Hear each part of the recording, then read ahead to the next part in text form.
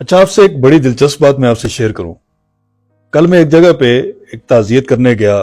میرے ایک دوست ہیں، ان کے والد صاحب فوت ہو گئے تھے، اللہ تعالیٰ ان کی مغفرت فرمائے۔ اب وہاں گیا تو وہاں میں نے ایک بہت خوبصورت چیز دیکھی۔ میری خواہش یہ تھی کہ یہ چیز میں آپ کے ساتھ شیئر کروں۔ اب ہوا یہ کہ وہاں پہ جب ہم پہنچے اور ان کے گھر کا پتہ کیا کہ وہ کہاں ہوں گے، تو انہوں نے کہا جی کہ جن کے والد صاحب فوت ہوئے ہیں وہ اس وقت آپ کو مسجد میں ملیں گے۔ اب ہم چلے گئے مسجد گئے تو وہ وہاں پہ ان کا جتنے بھی اہل و عیال تھے، جو خاندان کے قریبی لوگ تھے، وہ سارے وہاں بیٹھے ہوئے تھے۔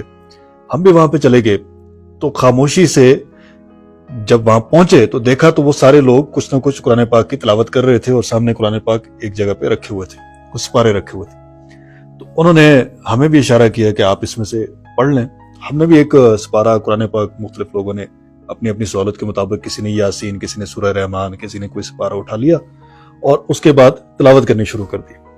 اب جب تلاوت کی، کسی نے ایک رکوع پڑھا، کسی نے 2 رکوع پڑھے، کسی نے سورہ یاسین کی تلاوت کی، کسی نے سورہ رحمان کی تلاوت کی، کسی نے سورہ مزمل کی تلاوت کی۔ سب نے اپنی اپنی تلاوت کی اور تلاوت کرنے کے بعد دعا کی۔ اب جب دعا کی تو اس کے بعد ہم ان کے جو ہمارے دوست تھے جن کے پاس تعزیت کے لیے گئے تھے، ان سے سلام دعا کی، ان سے افسوس کیا، اظہار تاسف کیا۔ انہوں نے کہا جی کہ آپ کی بہت مہربانی، آپ تشریف لائے، اور اگر آپ پانی پینا چاہیں تو یہاں سامنے موجود ہے، اور باقی ہمارے ہاں میں آپ کی کوئی خدمت کر نہیں سکتا۔ اس کی وجہ یہ ہے کہ ہمارے ہاں ایسی کوئی رسم نہیں ہے، ہم جو فوتگی ہے وہ ہمارے ہاں ایسے ہی ہوتی ہے۔ اب مجھے بڑا تعجب ہوا کہ انہوں نے یہ جو بات کی کہ ہمارے ہاں کوئی اس طرح کی رسم نہیں ہے، اس سے کیا مراد ہے؟ میں نے ان سے پوچھا، میں نے کہا جی یہ جو آپ نے بات کی اس کی ذرا وضاحت فرما دیں۔ تو وہ کہنے لگے جی کہ ہمارے ہاں ہم نے بہت عرصہ پہلے ہمارے بزرگوں نے بیٹھ کے یہ طے کر لیا تھا کہ جب بھی فوتگی ہوگی تو جو فوتگی والے گھر میں جو قریبی لوگ ہیں، یعنی جس کسی کا والد فوت ہو گیا، بیٹا یا بیٹے یا جو بھی اس کے بھائی ہیں، یا کسی بچے کا، کسی کا کوئی والدہ فوت ہو گئی تو ان کے بچے جو ہیں، یا کسی کے چچا فوت ہو گئے، سارے جو عزیز و اقارب جو قریبی ہوتے ہیں وہ سارے جا کر کے صبح مسجد میں نماز پڑھتے ہیں۔ نماز پڑھنے کے بعد وہیں مسجد میں بیٹھ جاتے ہیں۔ اب مسجد میں وہ بیٹھ جاتے ہیں، اور جیسے جیسے لوگ آتے ہیں، اور لوگ جب آتے ہیں دعا کرنے کے لیے، تاسف کرنے کے لیے، اظہار افسوس کرنے کے لیے، وہ مسجد میں جاتے ہیں۔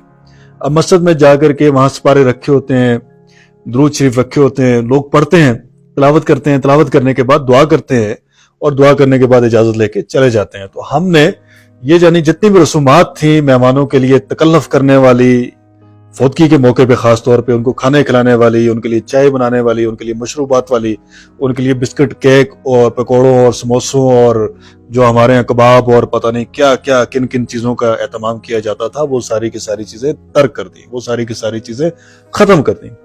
اب یہ ہے کہ فوتگی امیر کی ہو یا غریب کی ہو، وہ ایک جیسی ہے۔ مسجد میں لوگ آتے ہیں اور مسجد میں بیٹھ کر کے دعا کرتے ہیں، دعا کر کے اٹھ کے اپنے اپنے گھروں کو چلے جاتے ہیں۔ اور یہ 3 دن تک ہمارے یہ معمولات رہتے ہیں کہ 3 دن تک جس گھر میں فوتگی ہوئی، ان کے جتنے بھی جو اقربا ہیں، جو عزیز و اقارب ہیں، قریبی لوگ ہیں، وہ مسجد میں بیٹھتے ہیں، دعا کرتے ہیں۔ تیسرے دن کے بعد ہم کوئی ایسا سلسلہ نہیں کرتے، اور اس کے بعد جس شخص نے دعا کرنی ہو ہم اس سے کہتے ہیں کہ آپ اپنے گھر میں ہی دعا کر لیجیے۔ اب یہ دیکھیے کہ زندگی کتنی آسان کر دی ہے انہوں نے، ورنہ ہمارے ہاں یقین کیجئے اس وقت فوتگی جو ہے وہ شادی سے زیادہ مشکل ہو گئی ہے۔ انواع و اقسام کے کھانے پک رہے ہیں، مینیوز بن رہے ہیں، ٹھیک ہے، کھانے کی ترتیب طے ہو رہی ہے، اور یقین کیجئے کہ اہل خانہ کو، جس گھر میں میت ہو، جو مرثا ہیں، ان کو میت سے زیادہ، اس دکھ سے زیادہ اس بات کی پریشانی ہوتی ہے کہ آنے والے مہمانوں کو ہم انٹرٹین کیسے کریں گے، ان کی خدمت کیسے کریں گے، ان کا خیال کیسے رکھیں گے۔ اور یہ اتنی بڑی یعنی ایک طرح سے ہم نے مصیبت مول لی ہے کہ جس میں بیچارے غریب آدمی کو قرضہ لینا پڑتا ہے اور امیر آدمی کو خام خواہ رسوا ہونا پڑتا ہے۔ تو دونوں غریب اور امیر کے لیے یہ ایک طرح سے مسئلہ ہی ہے۔ تو کوشش کرنی چاہیے کہ جس کمیونٹی میں ہم رہتے ہیں اس کمیونٹی میں اگر کچھ جو بااثر، باعزت، معزز جو لوگ ہیں، وہ سارے لوگ بیٹھ کر کے آپس میں یہ فیصلہ کر لیں کہ ہم بھی اسی طرح کی کوئی رسم کے اوپر عمل درآمد کرنا شروع کر دیں گے، تو میرا خیال یہ ہے کہ بڑی سہولت ہو جائے گی۔